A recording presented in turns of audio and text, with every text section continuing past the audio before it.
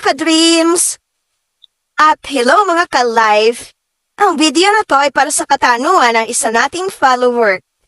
Ano naman kung dalawang kalabaw ang nag-aaway tapos binalingan ka ng isa?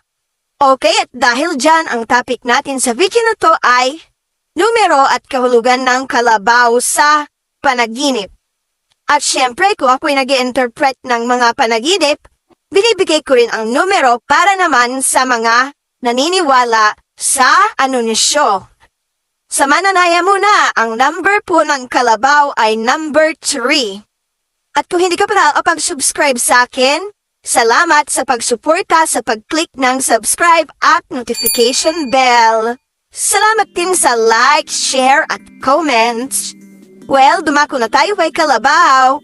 Ang panaginip ay sumasalamin lamang sa realidad ng buhay. Ang puong may kapal pa rin ang nagtatakda ng ating kapalaran. Ang kalabaw ay simbolo ng kasaganaan. Pero kung ano ang mga ginagawa ng kalabaw sa panaginip mo, ito ay may mga kahulugan.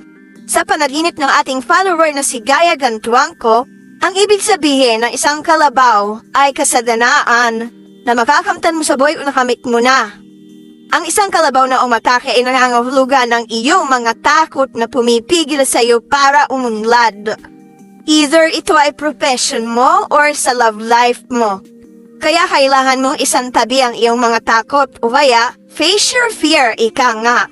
Para maharap mo yung mga sitwasyong makakapagpabuti sa life mo at para na rin sa happiness mo. Kung hinahabol ka ng kalabaw, ay bilisan mong pagtakbo. Ibig sabihin lang ito, nangangailangan ka ng moral and financial support mula sa taong malapit sa iyo. Ang kalabaw namang nasa tubig ay nagpapahiwatig ng iyong mga problem. Pero ginagawa mo naman ang best mo para malutas ito. Malutas ng maayos at mabilis at pagkatapos makakamtan mo ang kaligayahan. Kung nagpapahaing ka naman ng kalabaw, ang mga problema mo ay madaling malulutas. Manatili lang kalmado dahil paglipas naman ng mga panahon ay mawawala rin at masusol. Kailangan mo lang syempre manatiling malakas at matatag. Kung marami namang kumpor ng kalabaw, may kaugnayan ito sa love life mo. Wala kang dapat ipag-alala dahil maayos ang iyong pakikipagrelasyon.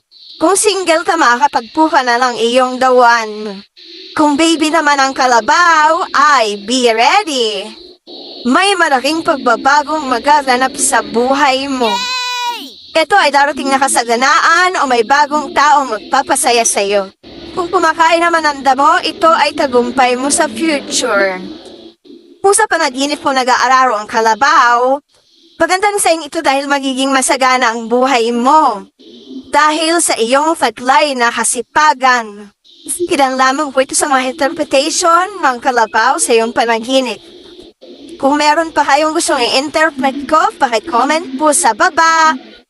Laging manalangin para patuloy na maging magandang senyales ng ating panaginip.